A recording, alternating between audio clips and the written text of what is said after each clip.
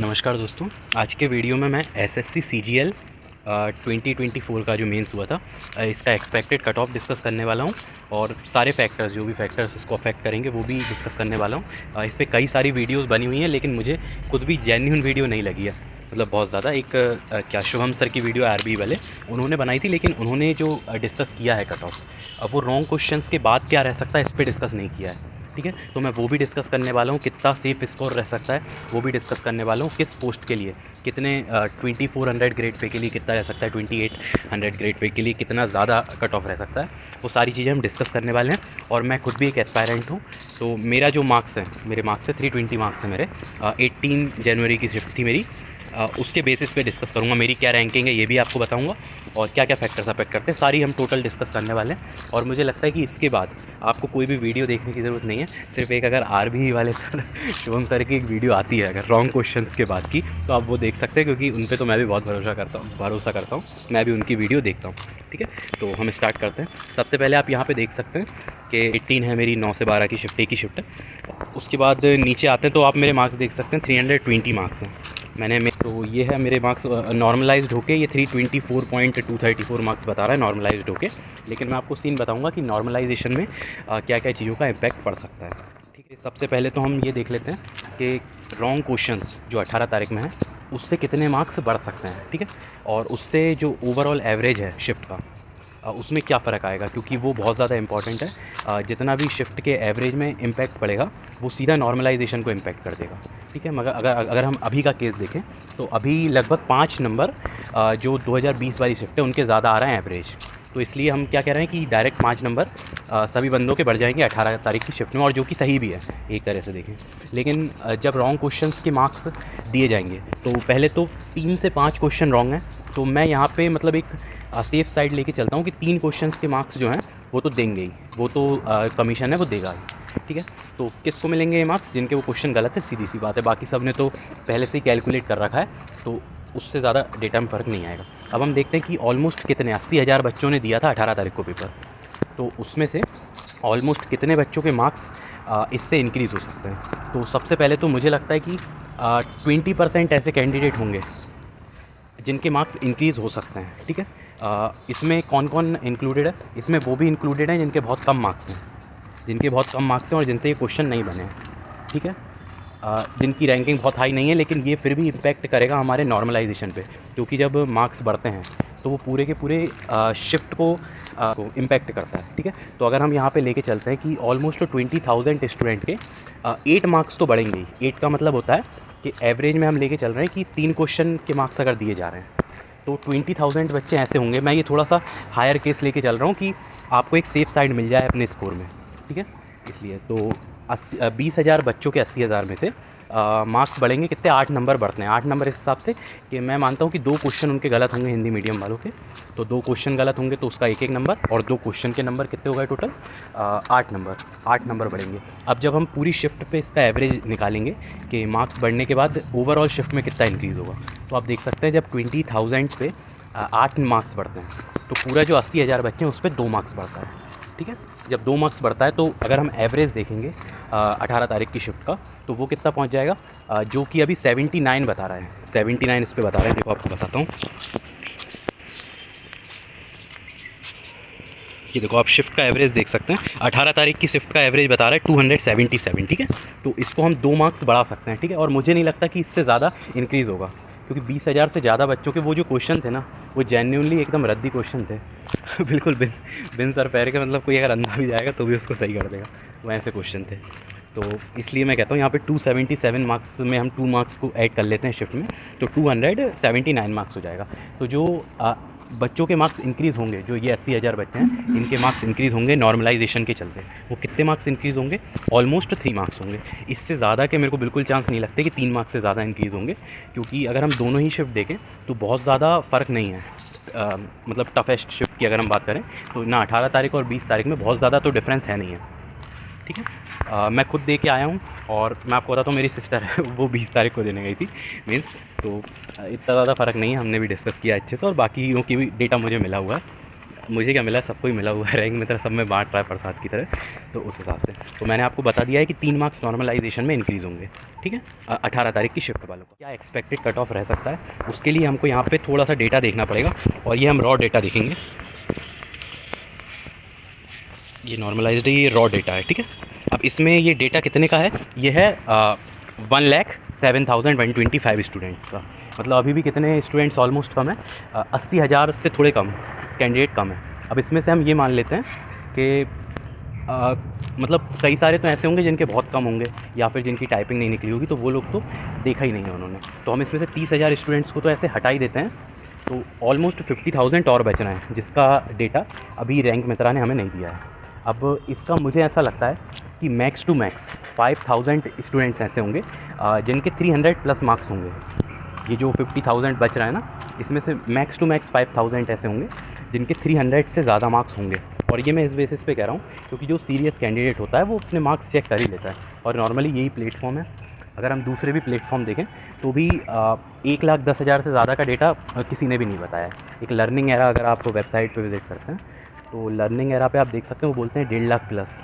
अरे कहाँ से आ गया 1.5 लाख प्लस तो 1.5 लाख प्लस का डेटा तो कहीं पे किसी के पास भी नहीं है। तो इस हिसाब से अभी हम ये देख लेते हैं कि 300 प्लस ऑलमोस्ट इसमें जितने बता रहे हैं कि 32,600 हैं, हम यहाँ पे 37 लेके चल सकते हैं। सिर्फ आपके लिए मैं एक काम करता हूँ, इसको ज़्यादा लेके चलता हूँ और ज़्यादा डेटा लेके चलता हूँ। 40,000 के होंगे 300 प्लस मार्क्स, ठीक है। रॉ स्कोर की बात कर रहा हूँ मैं, ठीक है। कितने 40,000 स्टूडेंट के होंगे, कैंडिडेट के होंगे 300 प्लस मार्क्स। अब मैं आपको सेफ साइड रहते हुए बताता हूँ कि कितना कट ऑफ जा सकता है। और एक चीज़ और इम्पैक्ट करेगी इसको मार्क्स को, जो कट ऑफ है उसको, और वो भी आपको बता देता हूँ, वो भी बहुत इंपॉर्टेंट है। जो 18 की जो टाइपिंग थी वो रीशेड्यूल हुई थी, तो टाइपिंग में जितने होने चाहिए थे 80,000 बच्चे जो 18 को देने गए थे, 80,000 नहीं थे। मैक्स टू मैक्स 60,000 से भी कम बच्चे थे जो टाइपिंग देने के लिए गए थे 18 को।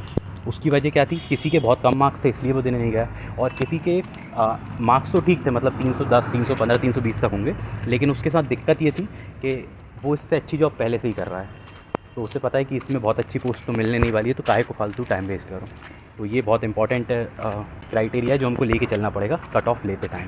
अब मैं आपसे सीधे कट ऑफ की तरफ बढ़ता हूँ।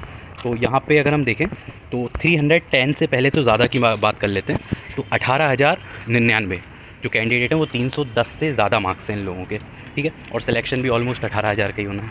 लेकिन हमें ये नहीं भूलना है कि ये डेटा कितने का है, ये डेटा है 1,07,000 स्टूडेंट्स का, ठीक है। तो इसमें अगर हम और जोड़ लेते हैं तो मुझे लगता है 310 से ज़्यादा ऑलमोस्ट 20,000 कैंडिडेट होंगे, ठीक है। 20,000 310 से, मैंने आपसे बोला था कि 300 के अबव 40,000 होंगे, लेकिन 310 के अबव 20,000 कैंडिडेट होंगे, और यही 25,000 के करीब पहुंच जाएगी जब मार्क्स मिल जाएंगे रॉन्ग क्वेश्चन के। इस हिसाब से हम देखें तो लोएस्ट कट ऑफ जो रहेगी वो ऑलमोस्ट 310 के करीब ही लाए करेगी।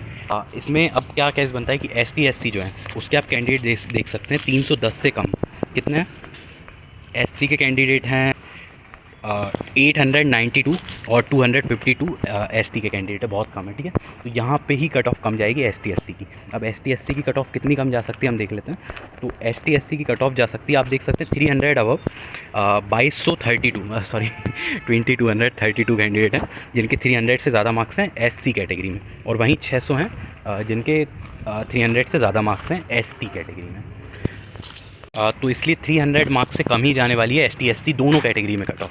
अब कितनी कम जा सकती है ये मैं आपको नहीं बताऊंगा यहाँ पे, मैं आपको, क्योंकि मैं एग्जामिनर नहीं हूँ इसलिए एग्जैक्ट तो मैं आपको नहीं बता सकता, लेकिन ये ज़रूर बता सकता हूँ कि 300 प्लस अगर आपके 300 भी मार्क्स हैं तो आप 110% सेफ़ हैं SC ST कैटेगरी से, बिल्कुल, ठीक है टोटल। और इसमें आपको अच्छी पोस्ट भी मिल सकती है, 2400 ग्रेड पे से ज़्यादा की भी मिल सकती है। क्योंकि अभी जब नॉर्मलाइजेशन भी होगा उसके बाद भी हम सिनेरियो अगर देखें तो भी कट ऑफ कम ही जाने के चांसेस हैं ST SC में। 300 से कम कितनी कम जा सकती है, तो मुझे लगता है कि 290 से ज़्यादा तो जाएगी, और इससे कम जाएगी तो आप एवरेज ले सकते हैं, बाकी मैं इसमें बिल्कुल एग्जैक्ट तो नहीं बता सकता।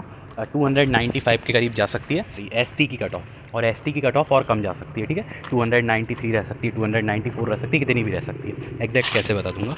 उसके बाद हम चलते हैं जनरल पे चलते हैं। ये मैंने 300 से कम वाले कैंडिडेट की बात की है, अब जनरल की बात करते हैं, और उसके बाद EWS और OBC की भी बात करेंगे। आप इसमें देख सकते हैं 310 से ज़्यादा जो कैंडिडेट हैं वो कितने हैं, 18,099, हम 20,000 लेके चल रहे थे। अब इसमें क्या होगा कि जब मार्क्स बढ़ेंगे तो ऑलमोस्ट इसमें 320 से ऊपर कितने कैंडिडेट हैं? 7,749 7,749 है। तो ये ऑलमोस्ट 9,000 के करीब हो जाएंगे, 9,700 के करीब। हम 10,000 लेके चलते हैं, जो कि 220 से ऊपर हो जाएंगे, क्योंकि मार्क्स बढ़ेंगे। ठीक है, तो मार्क्स मैंने आपको बता दिया है कि मार्क्स तो कईयों के बढ़ने हैं, तो इस वजह से 10,000 के करीब बच्चे ऐसे हो जाएंगे पूरे बिल्कुल 1,80,000 के डेटा में, जो कि 320 मार्क्स से ज़्यादा होंगे। ओवरऑल मैं बात कर रहा हूँ। ठीक है, तो उसमें कट ऑफ कितना जा सकता है? मुझे लगता है कि कट ऑफ 320 से ज़्यादा ही रहेगा यूआर कैटेगरी में। कितना ज़्यादा रहेगा ये मैं आपको एग्जैक्ट नहीं बताऊँगा, पर एक आइडिया देता हूँ। यूआर में जब 18 तारीख की शिफ्ट में मार्क्स बढ़ेंगे, 3 मार्क्स बढ़ेगा, तो सारे कैंडिडेट का 3 नंबर तो और बढ़ ही जाएंगे। ठीक है, तो इस हिसाब से मुझे लगता है कि 323 सबसे जो लोएस्ट पोस्ट है उसकी कट ऑफ रह सकती है यूआर से, इससे ज़्यादा ही रहने के चांसेस हैं। तो अगर आपके 324 या फिर उससे ज़्यादा मार्क्स हैं यूआर कैटेगरी से, तो आप 100% सेफ है, पर 324 या उससे ज़्यादा ही होना चाहिए। अगर 323 भी मार्क्स हैं तो मैं आपको मतलब हो जाएगा सिलेक्शन होने के, अभी भी बहुत ज़्यादा चांसेस हैं। लेकिन मैं एक अगर 100% सेफ की बात करता हूँ, तो वो अगर आपके 324 या उससे ज़्यादा नॉर्मलाइजेशन में होते हैं, मतलब आपके अभी कितने होने चाहिए? अभी आपके 321 मार्क्स होना चाहिए 18 तारीख की शिफ्ट, तो फिर आप कितने 100% सेफ़ हो जाएंगे यूआर कैटेगरी से। उसके बाद ओबीसी का देख लेते हैं। तो ओबीसी के मार्क्स मुझे लगता है कि 323 होने चाहिए, और ईडब्ल्यूएस का लगता है 322 होना चाहिए। मैं बहुत ज़्यादा डिफरेंस नहीं रखता हूँ, क्योंकि जनरली डिफरेंस होता भी नहीं है। आप कट ऑफ को चेक कर सकते हैं, बहुत ज़्यादा डिफरेंस होता नहीं है। और अभी आप डेटा को देख के भी ये बता सकते हैं कि बहुत ज़्यादा डिफरेंस होने भी नहीं वाला है इस बार भी। तो इसलिए जो 24 मतलब जो लोएस्ट पोस्ट है, उसके लिए जो कट ऑफ रहेगा वो मैंने आपको बता दिया है। यूआर के लिए रहेगा 324 मार्क्स, और अभी आपके होने चाहिए 321। ठीक है, और ओबीसी के लिए 323 मार्क्स, मतलब आपके अभी होने चाहिए 320 18 तारीख वाली शिफ्ट की कह रहा हूँ। ठीक है, और अगर 20 तारीख वाली शिफ्ट है तो आपके 323 ही होने चाहिए ओबीसी से, और यूआर से होने चाहिए 324। ये मैं एब्सोल्युटली जो सेफ़ कट ऑफ है उसकी बात कर रहा हूँ। ठीक है, और ईडब्ल्यूएस कैटेगरी से 319 मार्क्स आपके होने चाहिए 20 तारीख में, और अगर 18 तारीख की है आपकी शिफ्ट तो 322 मार्क्स होने चाहिए आपके ईडब्ल्यूएस से, अगर आप 20 तारीख की शिफ्ट से, और 319 मार्क्स होने चाहिए 18 तारीख की शिफ्ट वालों के। तो ये मैंने आपको मैक्सिमम जो कट ऑफ रहेगा, मतलब बिल्कुल सेफ़ स्कोर सारी कैटेगरी में, एक एटलीस्ट कोई भी 2400 सबसे जो लोएस्ट जो है वो लेने के लिए जो एक्सपेक्टेड हाईएस्ट स्कोर चाहिए वो मैंने आपको बता दिया, और सारे के सारे जितने भी क्राइटेरिया हैं उनको रख के बताया है। तो मुझे लगता है कि आपको ये वीडियो पसंद आई होगी। अगर आपका कोई भी डाउट है तो आप कमेंट कर सकते हैं, मैं वो डाउट आपका ज़रूर सॉल्व करूँगा। और भी फर्दर आपको कोई इन्फॉर्मेशन चाहिए होती है, या फिर वीडियो के माध्यम से कुछ भी और एनालिसिस चाहिए होता है, तो वो भी मैं आपको बना के दूंगा। ठीक है, तो अगर आपको वीडियो पसंद आई तो आप वीडियो को लाइक कर दें, इस चैनल को सब्सक्राइब कर दें, और बेल आइकन पे क्लिक कर दें। मैं भी एक कैंडिडेट हूँ, आप भी एक कैंडिडेट हैं, तो मैंने सोचा कि इतने परेशान हो रहे हैं, रोज़ के रोज़ वीडियो डल रही है, तो एक वीडियो मैं भी डालूँ और अच्छे से एनालिसिस करके डालूँ। So thank you.